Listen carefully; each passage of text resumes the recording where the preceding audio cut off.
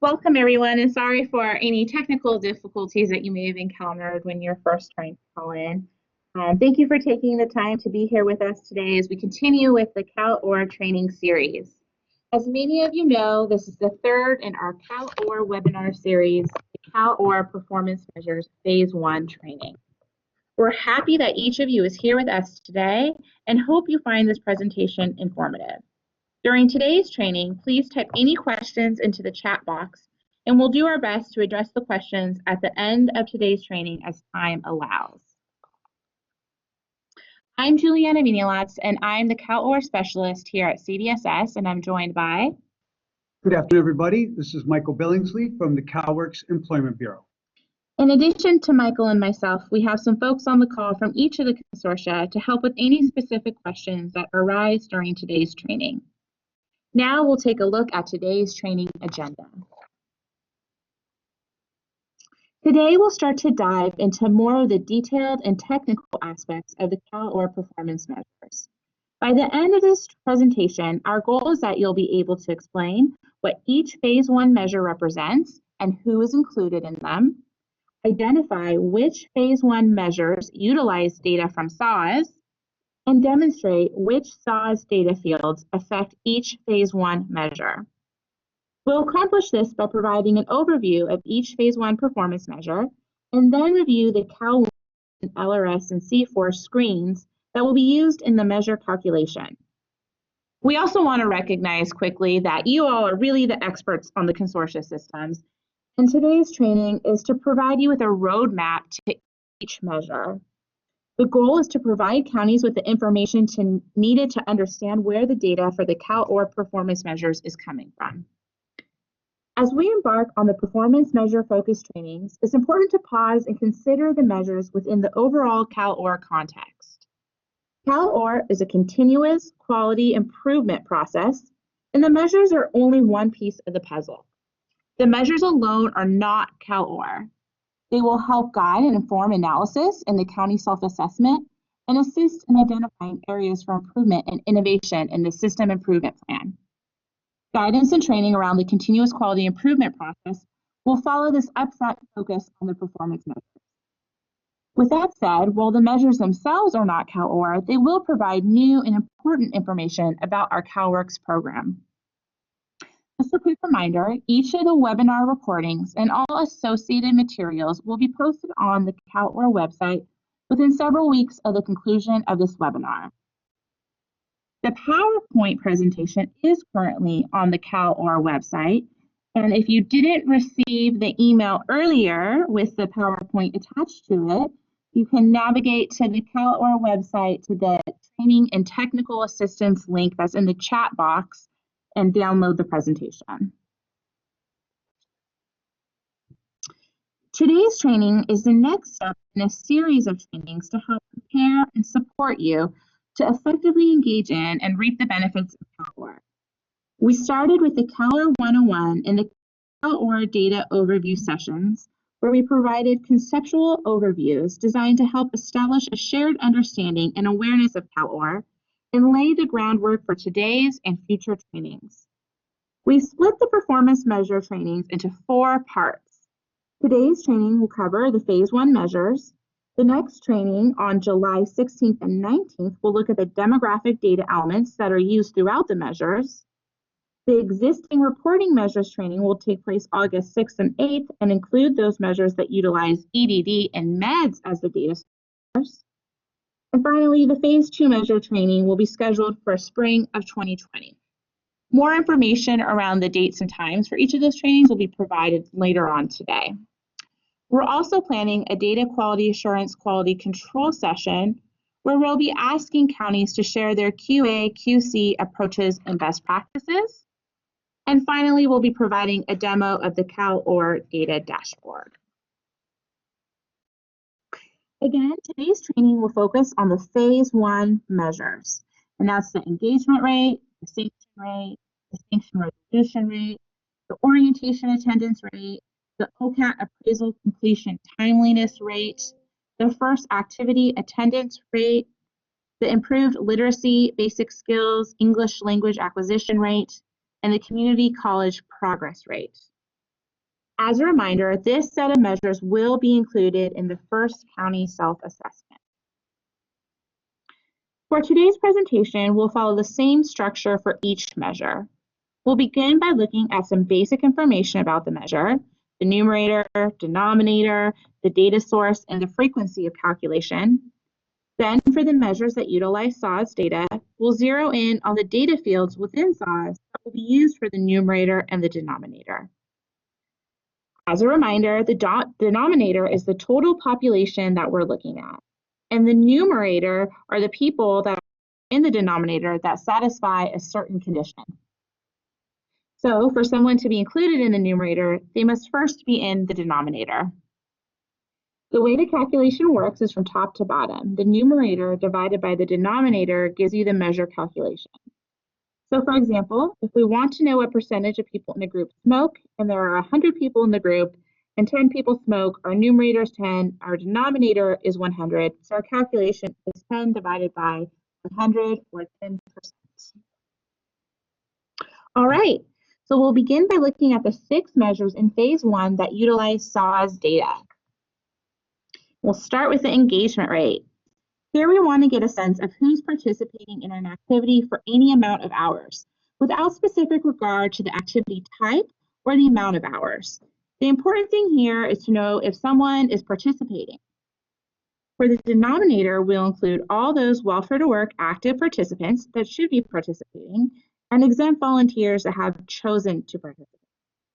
Clients are included in the numerator if they have any hours of verified participation in an approved activity in a given month. The data for this measure will be reported from SAWS on a monthly basis. All right, and now I'm going to pass it to Michael to take you through the screenshots. Thank you, Juliana. Good afternoon, everybody. Thanks for hanging out with us today. So just to go over briefly again how I'll be going through this part is I'll start with the denominator, which is the large group, and then we will specify how we will calculate the numerator. And I'm going to start with CalWIN screens first, and then I'll proceed to C4 and LRS screens.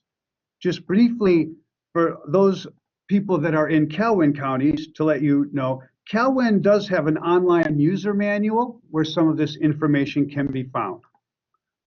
Let's start with the engagement rate. So for CalWIN, the engagement rate denominator, as Juliana said, we're looking for all those individuals who either are required to participate or who have voluntarily agreed to participate.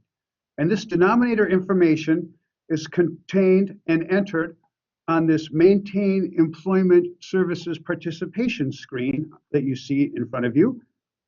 And where after the program is added, the status begin date and whether the individual is mandatory or voluntary participant is also selected. This is where we get our measure denominator.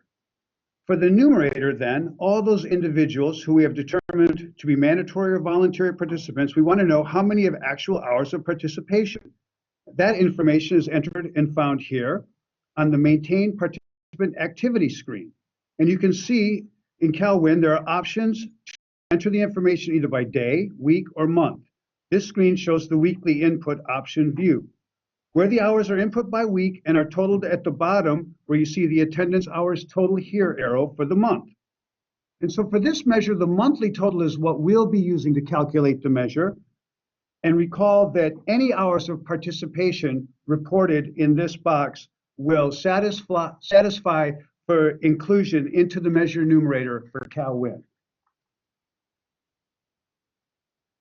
For C4 LRS, the measure denominator information, or who is required or is volunteered to participate in welfare to work, is found on the welfare to work status list page, seen here, where the individual on this screen sample is a mandatory and active participant.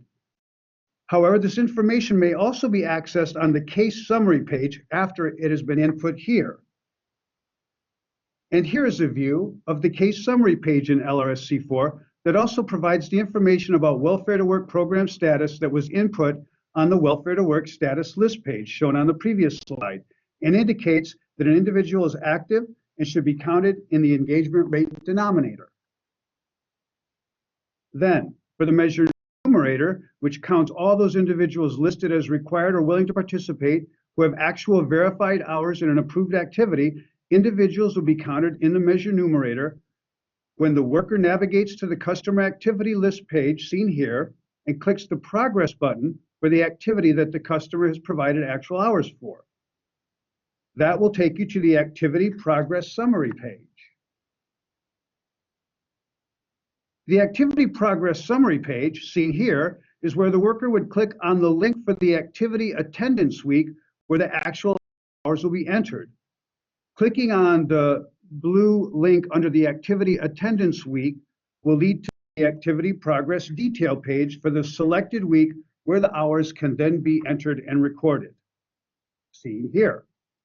Here is the activity progress detail page where, as you can see, the hours for the respective days can be entered. And then when this is entered and saved, this process will result in verified actual hours of participation being recorded and provide accurate data for the engagement rate calculation. And recall again that an individual need only 1 hour of participation to be included in the numerator for this measure.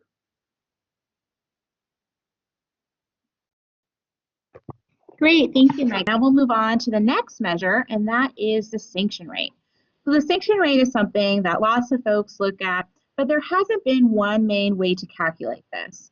Establishing this measure gives us a common way to calculate and talk about the sanction rate.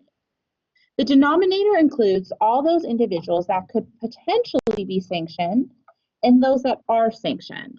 So that's the welfare to work active participants and welfare to work sanctioned individuals. Clients are included in the numerator if they have been welfare to work sanctioned and received a reduction of aid. This includes clients that are removed from aid after exhausting their welfare to work 24-month time. We'll be calculating this on a monthly basis, and it's basically a snapshot of the caseload at that time using data from SAWS.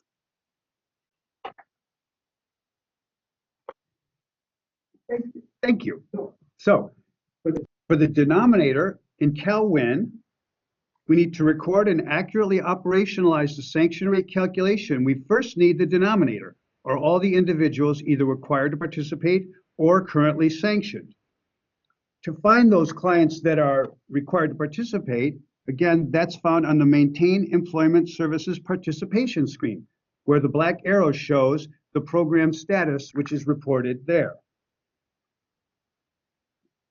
Then we need to find all those in currently sanctioned status with a reduction in aid for the numerator of this measure. And also these individuals will be reflected, as Juliana said, everyone in the numerator must also be in the denominator. So this measure takes two groups for the denominator. All those that are active participants and all those that are sanctioned are added together for the denominator of this measure. And the numerator is only those clients that are in current sanction status with a current reduction in aid. So this in CalWIN is entered and found here in the Display Sanction POI Penalty Details screen. This screen has fields that must be entered, which are indicated by an asterisk. And for this measure, though, the important date is the begin date. Here, the example shows June 1st, 2018 is the begin date. And that's important because that's the date the grant would be reduced. And that's the important factor in this measure calculation. Recall, the measure only counts in the numerator those individuals currently sanctioned with a reduction in aid. In CalWIN as well, provides a budget detail page shown here, and it will indicate if an AU has a current reduction in aid, which can be found in the benefit amount column. And so this screen is system determined. It's just for informational purposes only. The workers aren't required to do any action for this page. This is just a page that we'll probably be looking at to back up and make sure that the client in question has a current reduction in aid. So C4 LRS, the denominator population, or all those individuals who are active participants, again, can be found here in the case summary screen. You see the black arrow, which shows program status. And case status is also found on the Welfare to Work status list page, seen here, and we looked at it in our previous measure.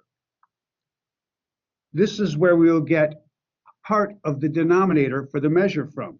Then the numerator for the measure, individuals in current sanction status with a reduction in aid. That information is found here on the case information page under the appropriate program. Here, Welfare to Work, and you see the program status for Welfare to Work is sanction. In LRS, the sanction status would be operationalized by adding status of sanction here. Then when EDBC is run for the case role would automatically change from member to financially responsible excluded. However, in C4, the worker would navigate to the non-compliance screen for eligibility non-compliance detail. And this is where sanction is entered in the C4 system. Then EDBC would be run for the case, and that's what changes the case role from member to financially responsible excluded. The begin date on this screen indicates the date that a reduction aid would begin, and this is one of those few instances where LRS and C4 have just a little bit different process. Finally, the measure numerator, or who is currently in sanction status with a reduction in aid, is again found on this Welfare to Work status list page, where the status is sanctioned, and the begin date is listed as April 1st, 2019. And that is the date when the reduction in aid is scheduled to begin, and that's what caused an individual to be included in the measure numerator. One additional note about the sanction rate before we move on to the sanction resolution rate to address a question that's going to come up. The sanction rate is intended to capture everyone that is currently sanctioned with a reduction in aid in a given month, not just those that are newly sanctioned, so the full sanctioned population. Okay, so moving on, the sanction resolution rate. With this measure, we'll be able to see how many clients are resolving or curing their sanction. The denominator includes all clients with a Welfare to Work sanction in a given month.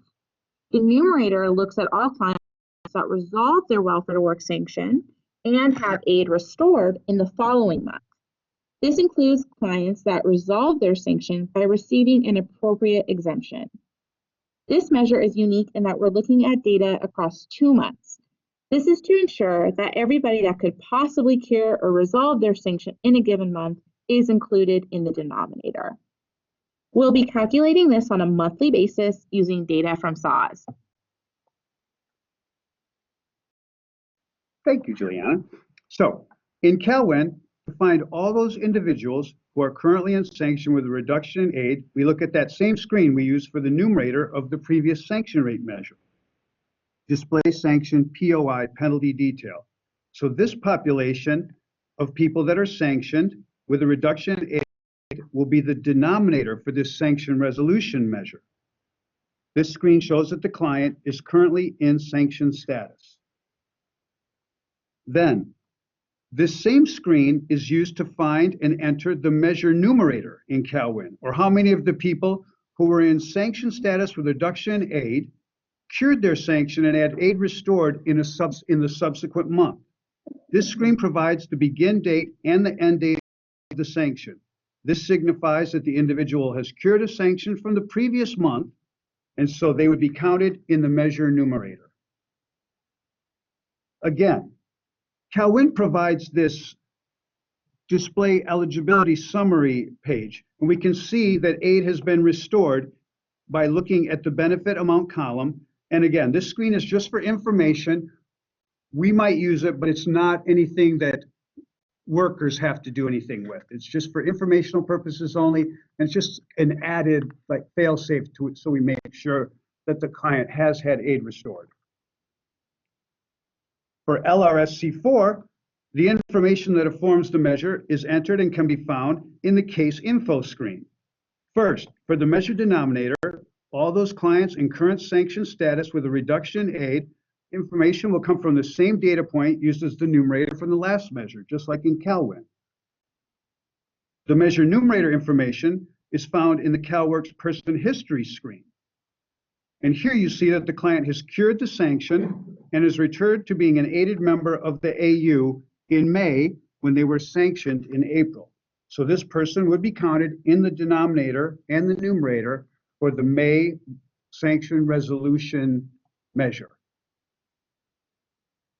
Again, this information lets us know that a person has cured a sanction from the previous month, is now back in the AU and aided, is also provided in the Welfare to Work status list screen, see here, where you can see that the sanction began April 1st, was cured, the client was re-enrolled, active as of May 1st.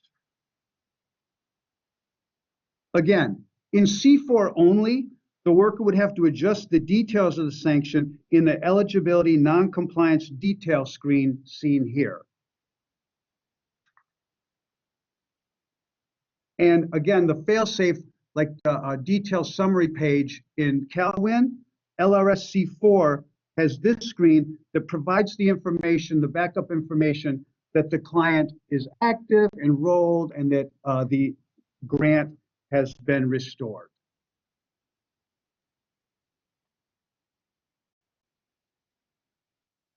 Great, thank you, Michael. The next three measures look at the early engagement period. We know that this is a critical time for clients and is one of the areas of primary focus in this first Cal-OAR cycle. We know that when clients are successfully engaged in the program upfront, they're more likely to stay engaged. We'll start with the orientation attendance rate. At a high level, we're looking to see who attends orientation. Here, we'll be looking specifically at Welfare to Work active participants and exempt volunteers that are scheduled to attend orientation within a given month. For the numerator, we want to know, of those scheduled to attend orientation, who actually attends. Clients are only included in the denominator once, even if the orientation is rescheduled multiple times within the month in question.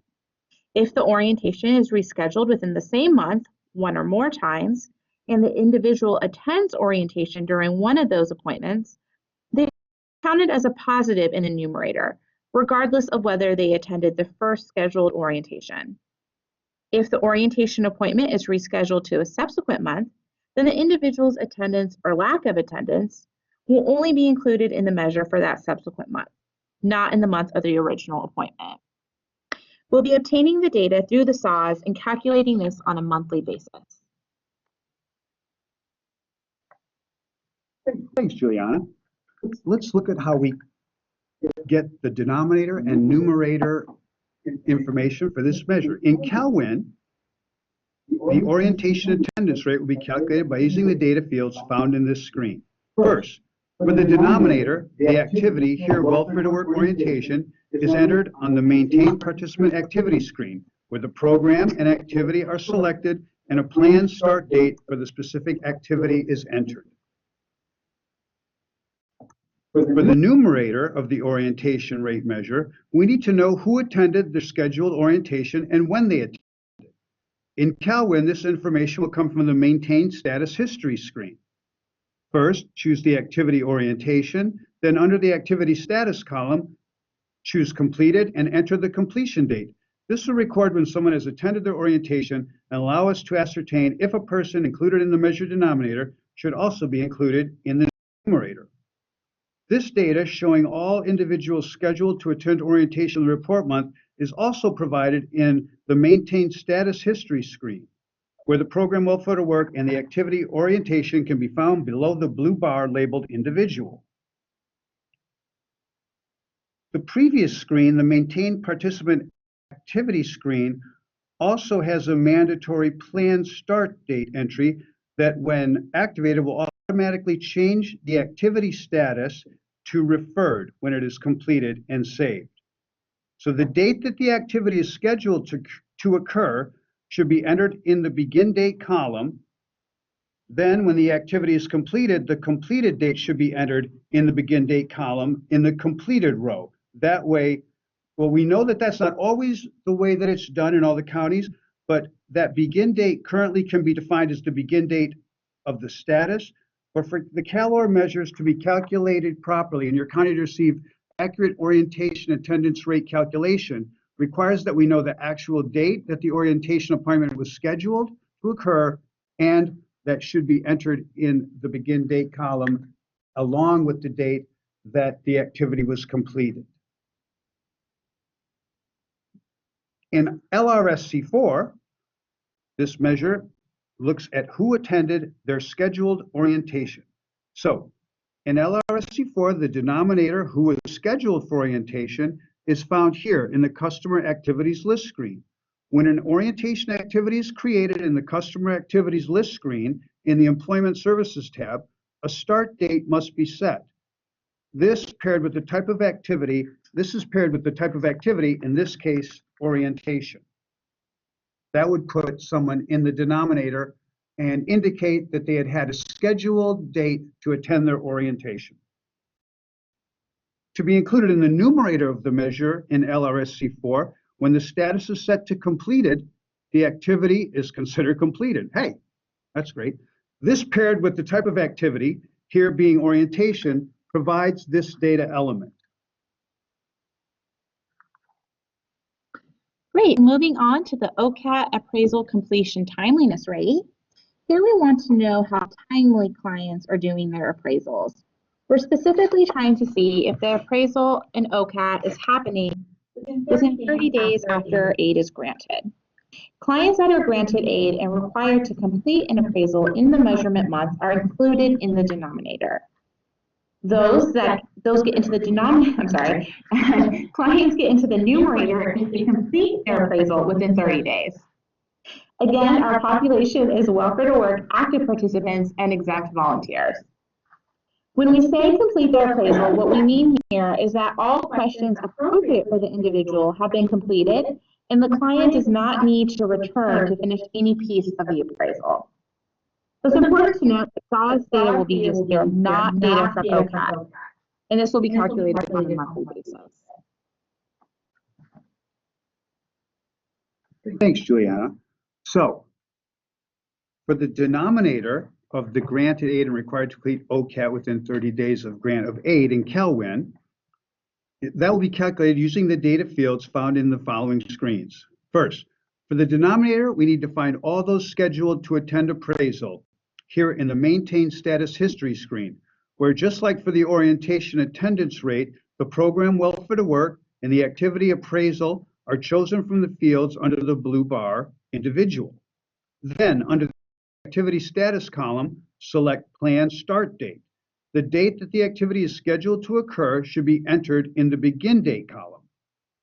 This activity status will automatically change to referred status when the worker finishes entering that activity and saves it.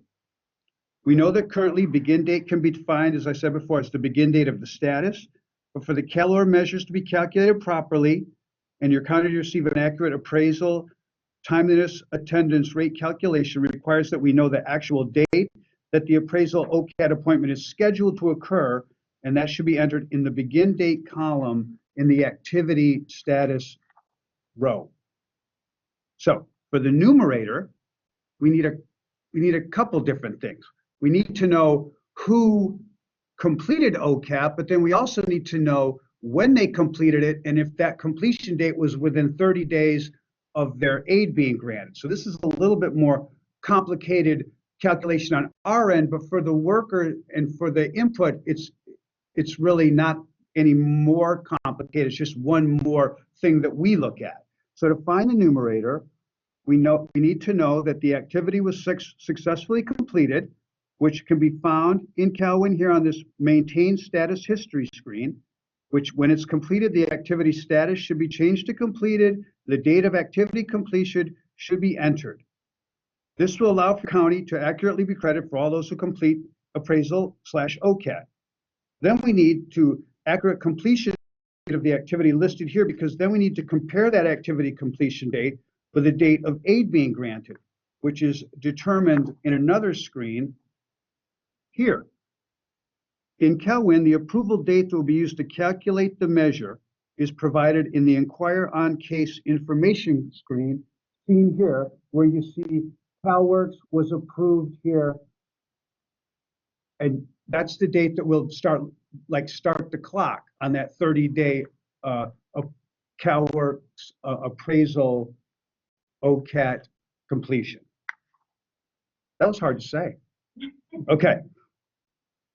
So LRSC4, same calculation. We need to know of all the people who were scheduled and required to complete OCAT, how many completed OCAT or appraisal within 30 days of aid being granted. So again, we need those two data elements for the numerator and one for the denominator. The denominator of this measure will be determined from CalWORKs clients scheduled to attend appraisal in the report month, and that is found from the Employment Services tab along the top. Customer activities is chosen from the left side menu. Then the information at the bottom of the page indicates that the individual has been referred to appraisal, and you can see that the appraisal has been scheduled for March 15th, 2019. The status date is the date that the worker input the data. So, completed OCAT appraisal within 30 days after aid.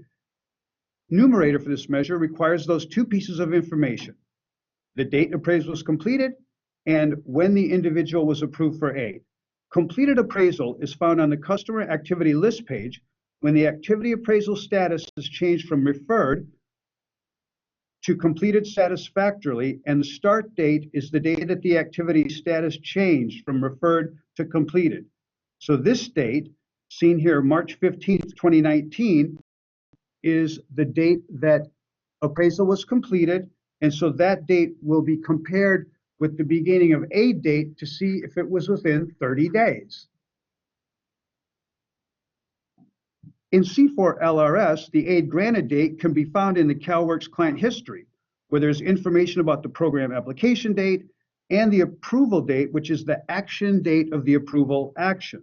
This is the date that will be compared to the appraisal completed date to determine if the individual is included in the measure numerator.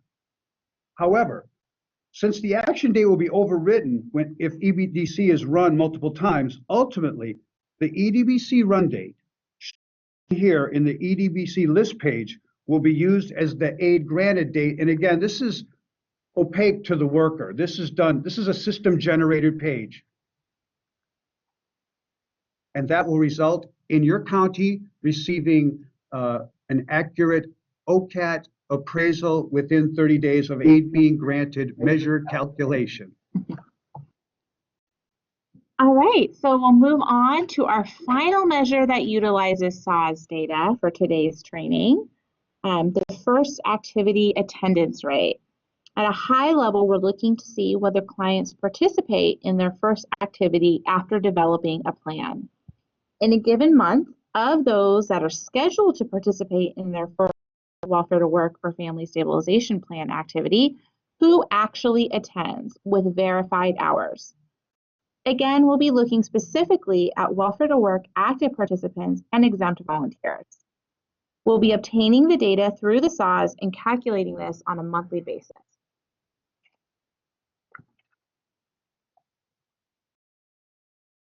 Well, hello again, friends. How's everybody doing? Here we go. For the CalWIN, for the denominator, scheduled to participate in the first plan activity will be calculated using the following data fields. First, for the denominator, we need to find all those with a signed plan scheduled to participate in any plan activity in the report month. And that is found and entered here in the Maintain Status History screen, where the program Welfare to Work and the activity, in this case mental health services, is entered and found below the blue bar labeled individual. The activity status is entered and found in the list under the activity status column. So again, CalWIN has a mandatory plan start date entry that automatically changes to referred status when the worker completes that plan start date and saves the page. The date that the activity is scheduled to occur should be entered in the begin date column of the plan start date entry. And again, we know that's not always the practice, but we're asking you to help us out, and that's where we really need that scheduled date of the date that the activity is scheduled to be completed to go, or something like that. No. For the numerator of the measure in CalWIN, or who actually participated in any plan activity, we're going to look again at the maintain status history screen where the activity in question is identified, and satisfactory progress where the begin date of the satisfactory progress status is the actual date that the individual has verified participation in that activity. So recall, on this screen here, you see that the person was referred to the activity and then had satisfactory progress and then completed the activity. For this measure, we're not concerned with the completed activity. We just want to see any activity puts someone in the numerator of this measure. So just that first satisfactory progress would suffice to put someone from the denominator into the numerator for this measure in CalWIN. So in LRS, because this measure looks at activities in a signed plan, in LRS, this screen, the activity agreements list indicates the activity is part of a welfare to work plan memorialized in a welfare to work 2 form. This screen shows the first activity associated to the signed welfare to work plan. They're scheduled for the customer in the plan while in a continuous active CalWORKs program period. And you see here, the numerator for this measure requires an individual, again, to have participated in this first plan activity, not necessarily completed the activity. And that, again, is found on the customer activity screen, where the status here is active, the status reason is attending, and the start date would be the date that the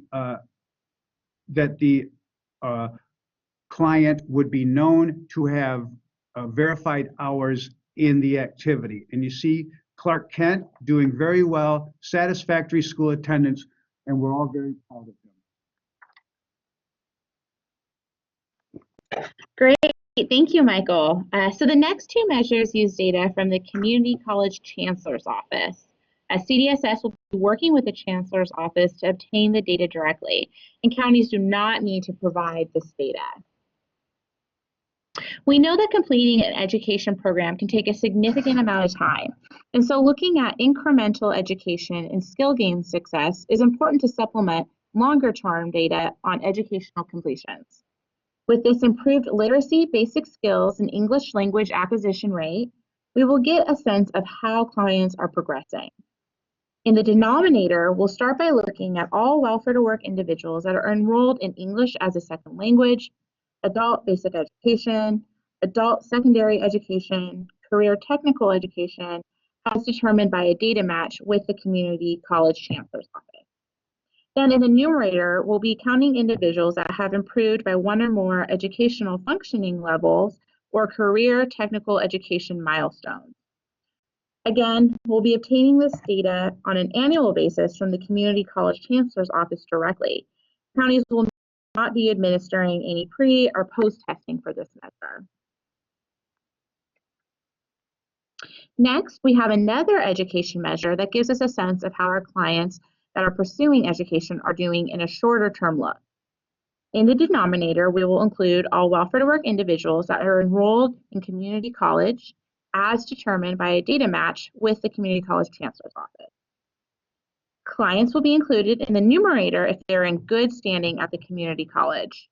In this context, good standing conforms to the community college's use of the term, specifically that the client's status is known, that they are not on academic probation, and that they have not been dismissed or disqualified.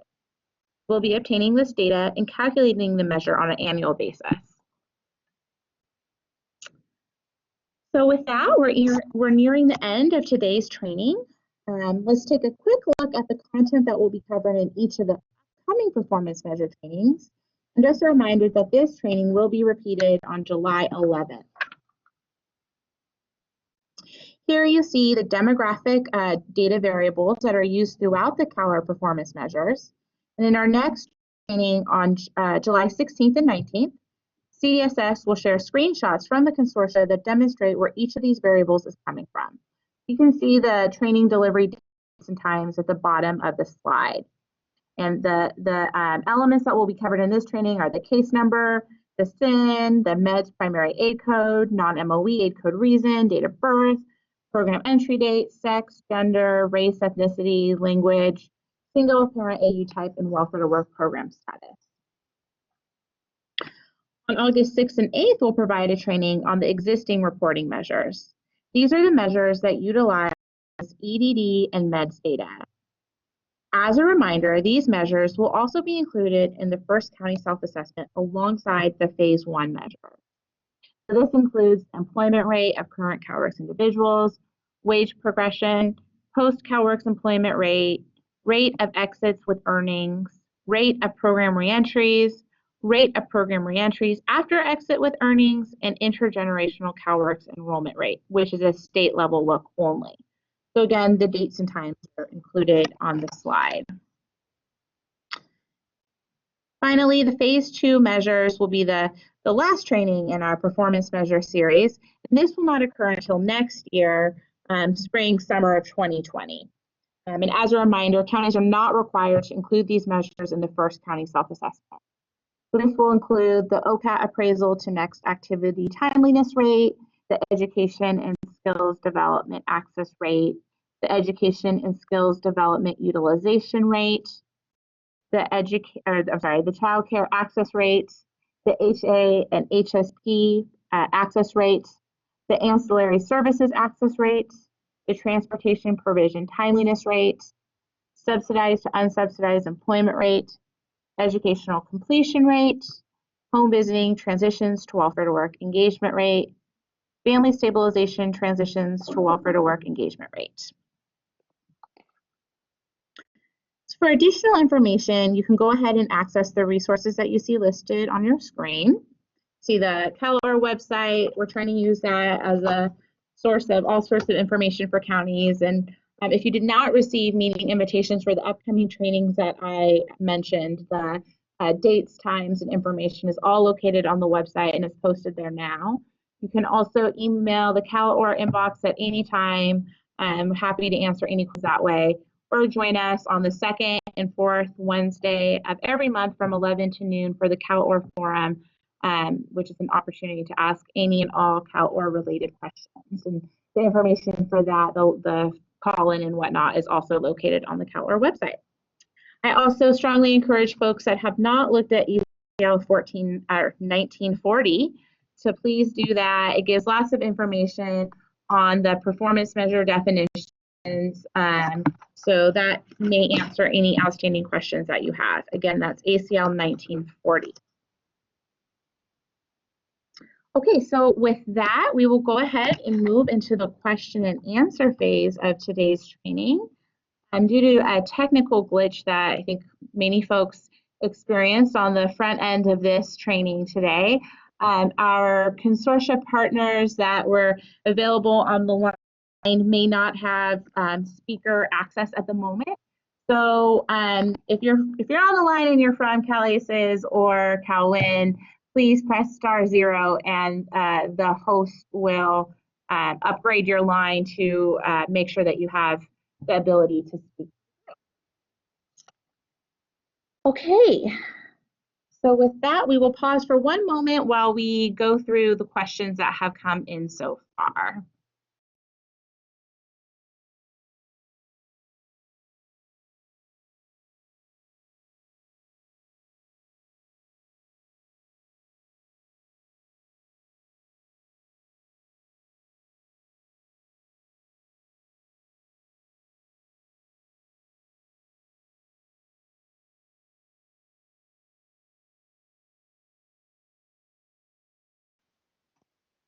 Okay, so we'll go ahead and start by reading off the question and then addressing as we're able, beginning with the first question that came in, and then we'll run through as time allows.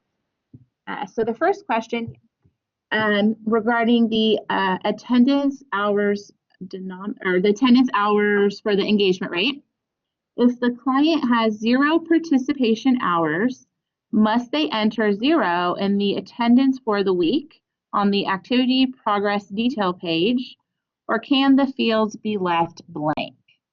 So for the purposes of Cal-OAR, we only care about if there is a number in the field.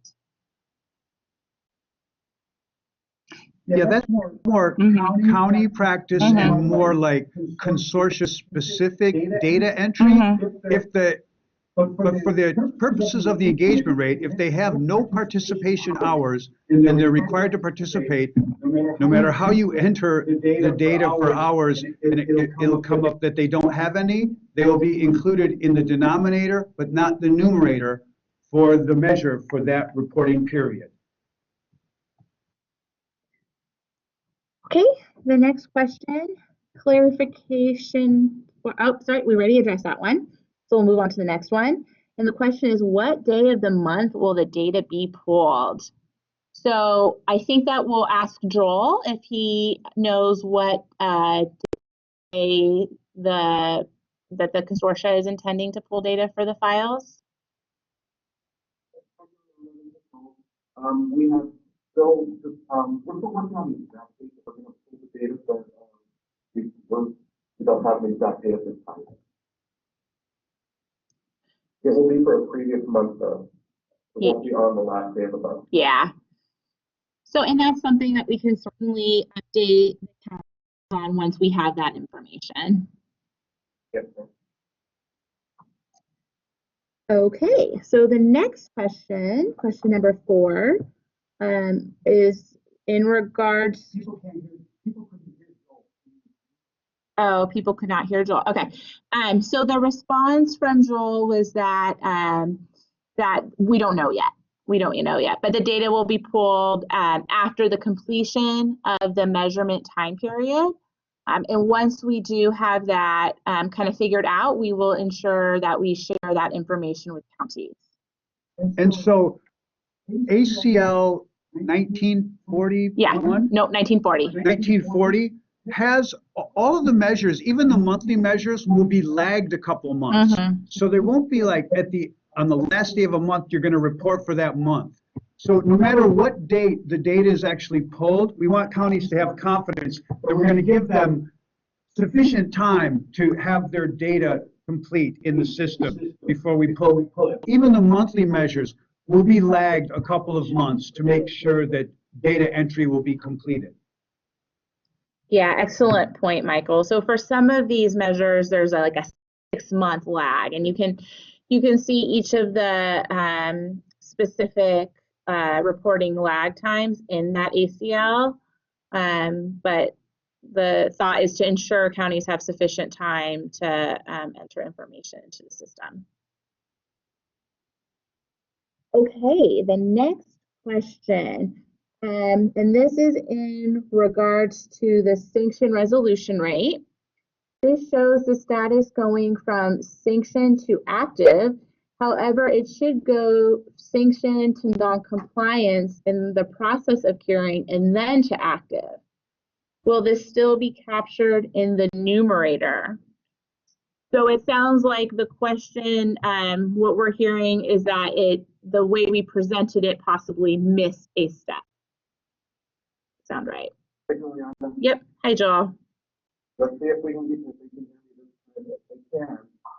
There is that intermediary step between sanction and active where the customer still has to do what's being asked of them to cure the sanction. That status will display on there. We won't pick them up until they've actually gone back to active or active cured sanction. So that is a step that we will be looking at as still considered sanction until they go back to active. So for those that may not have been able to hear, I'll just echo what Joel said, and thank you for that, Joel. The key is that final step in going active, and that is what triggers the inclusion in the sanction resolution, right? Anything to add to that, Michael? Right, because someone who's sanctioned, who is in the process of curing their sanction, is still sanctioned. So they would be considered sanctioned until their aid is restored. So that's why we put that. That's when we put that caveat or that extra step in the measure. So for someone to be sanctioned, they don't just have to be in sanction status, but they have to have their aid stopped. And for them to have cured or resolved their sanction, they have to not only be back sanction but have back active but have their age restored. Great. So the next question, what state do we need to ensure our staff are entering data correctly in these fields so that it will populate your data pools as intended? So that's a great question. The basic answer is as soon as the county is able to do that. The data pools will begin in October. I'm seeing the sound cut out. I'm going to pause for a moment. Folks on the line, if you're hearing me, can you type into the chat box that you're hearing me?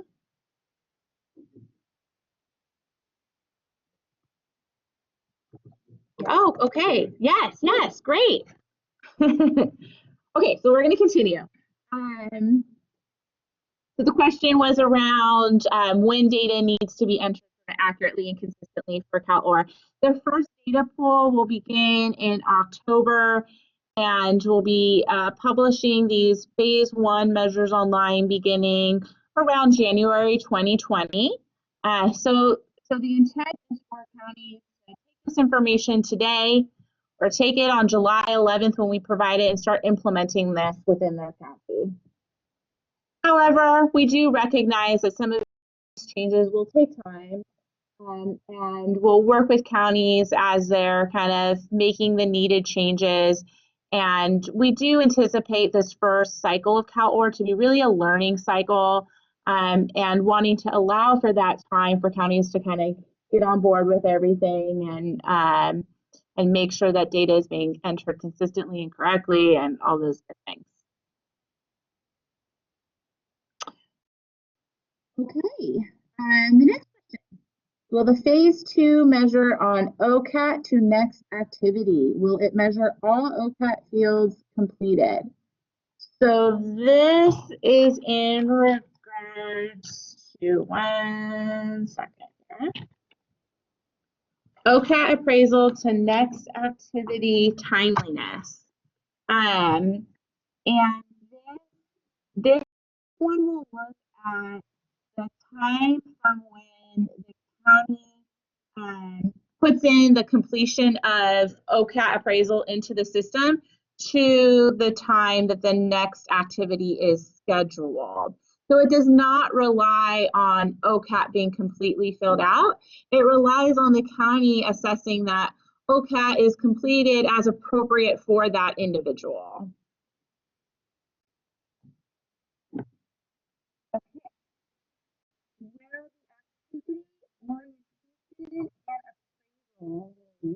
as stated in order to be included in the calculations. So I think that's asking if for orientation and appraisal have to be entered exactly the way Michael presented to be counted. So we actually have the orientation activity and the appraisal activity in C4 as we speak. And there's also one called orientation/appraisal. As long as when we look at the orientation activity, if they have either orientation by itself or orientation appraisal, when we're looking at the appraisal side for OCAT, we'll look at the orientation appraisal or the appraisal by itself. We're going to look at them, but we have them already listed that way. Can you reiterate that, Michael, for the group, since some people aren't able to hear? Hi. So the question was, does the orientation or appraisal have to be entered exactly the way we showed it? And I think we just heard from Joel from Cal-ACES, and he said that's the way it should be entered, right? We showed you the way that we want it to be entered, but there are some like variations. So like this is one of those things, like John said, we're going to be learning together. We want it entered as close to the way I showed as you can do it. That's the best practice. But I think, like Joel from C4 said, there's a couple of different ways orientation / appraisal can be selected. So we want to make sure that counties understand and have the idea that they have the variance.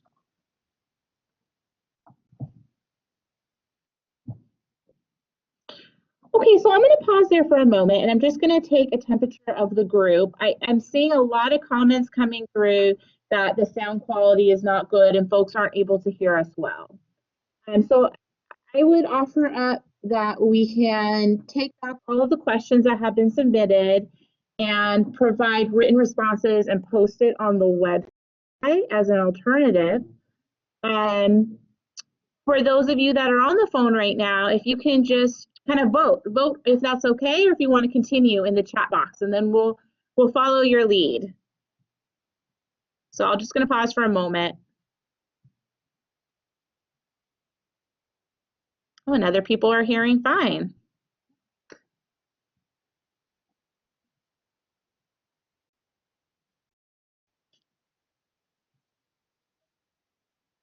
All right, so we're going to do this.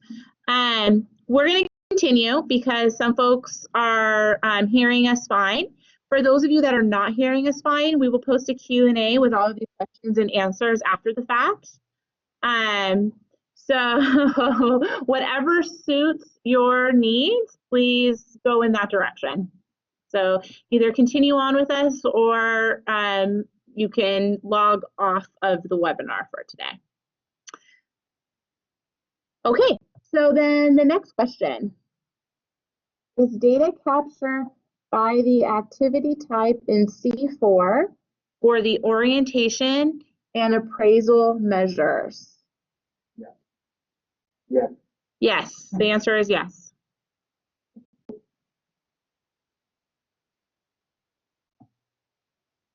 Okay, question after that. I'll write that answer. Yeah, Michael's got that. For CalWIN, how will the welfare work 24 months time clock find out customers be captured for the sanction rate if they are removed from aid? So those will be considered sanctioned and counted in the denominator. And if they cure, then they will be counted in the numerator. So they'll be counted as sanctioned, because removed from aid is just a term of art that doesn't really reflect program status as much as a semantic difference between those that have time on their 24-month time clock and those that do not have time on their 24-month time clock. But the remove from aid process is exactly identical to the sanction process. It's just in a different period of someone's participation arc. So I hope that answers. There'll be, yes, if someone is removed from aid for the sanction rate, they'll be considered sanctioned. Thank you, Michael. Okay, in a previous webinar, CDSS mentioned that they may be able to get the CalWIN group to share the SQL code of how they will be extracting data for these measures and share it with the CalWIN counties. Is CDSS still pursuing this? I think our vision was that this training would sort of provide the mapping that was needed for counties. If additional information is being requested, we can certainly reach out to CalWIN and see what they're able to provide, but that would be something that we'll have to circle back on. So I think as far as Cal-OAR goes, I know that CDSS is reticent to get between CalWIN and the CalWIN counties. If you have specific questions for your consortia, counties should probably feel free to reach out to the consortia. I know we wouldn't be comfortable providing proprietary CalWIN SQL code to anyone because it is their property, their intellectual property. Also happy to make sure that CalWIN is aware of the requests. So then the next question is in reference to an earlier question that came in regarding the engagement rate and the 0 hours of participation, and if there's a need to enter a 0 into the box. And it looks like folks were not clear. Can the field be left blank? Can I just say, we want you to continue to enter the data whatever way you would enter it now. So if someone was required to have hours and they didn't have hours, what would you put in there now? Because if I don't know, if this is a CalWIN county, we showed that like monthly screen that we're going to be taking the data from.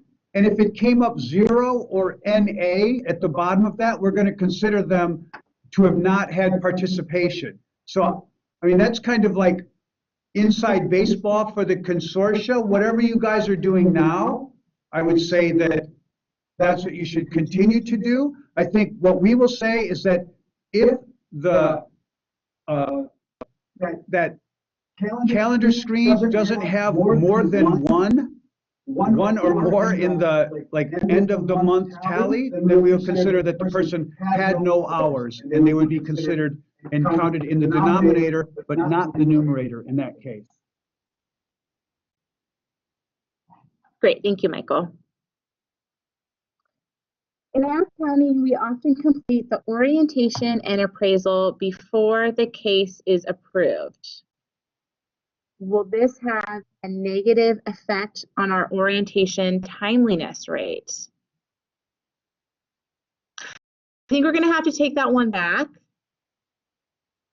I'm not sure how that interacts with the population that we're including. I don't know if they would be included in the rate if they have not yet been approved.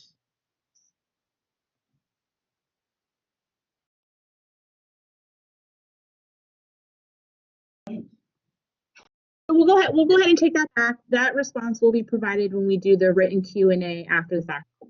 But let me just say Yes. that we know that is a practice that happens, and I thank you for bringing that up, because we would want to credit counties for that. Yeah. I mean, we want to have an honest rate for all these rates. We don't want to play little like games. So I mean, so that's a really good question. That I don't know if that's something we anticipated, but we would want to give counties credit for that for sure. And so let us look and see how exactly we will handle that. But thanks for that question. Thank you for that. All right, the next question.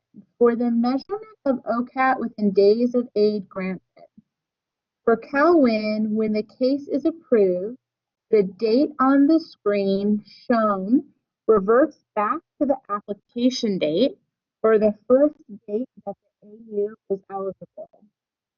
Cases may be out of compliance at approval because of this.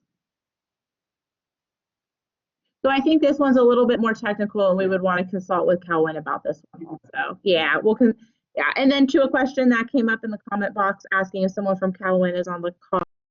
Unfortunately, it appears that nobody from CalWIN is on the call. So hopefully somebody's on the call for the July 11th, but for any questions that require assistance from CalWIN to respond, we will certainly circle back with them. And just to let you know, we've been in like pretty constant contact with CalWIN through this process, so we'll be able to answer that question for you. Absolutely. Okay, the next question, I think the final question that I have, can you clarify for CalWIN if the orientation and appraisal activities are the activity names or based on the reference table activity tied to the Welfare to Work 25 reports? So that's a little out of it's a little convoluted to me personally. I mean, I know that there's two different things, but what the Welfare to Work 25 report doesn't have any bearing on this Cal-OAR reporting.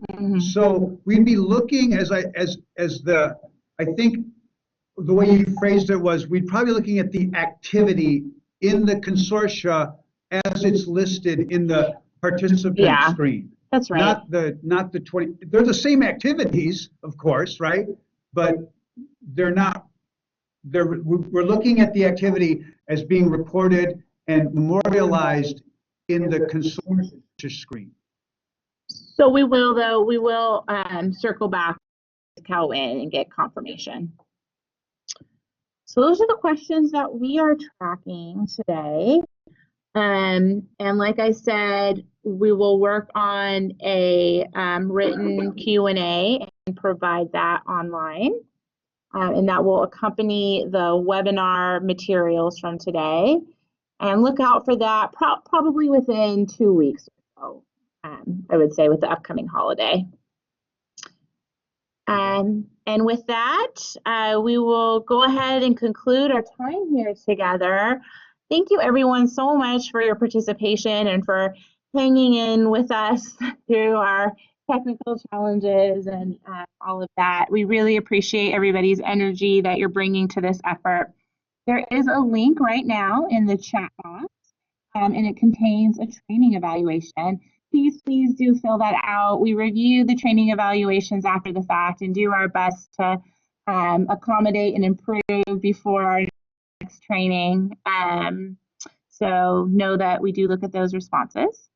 In the meantime, refer back to the references that we provided earlier on. The Cal-OAR website's a great tool. And utilize the Cal-OAR inbox, Cal-OAR with the hyphen at dss.ca.gov. If you have any questions, we're always here to help and respond and work together. So with that, we will close out today's training. Thanks again so much. Thanks, everybody.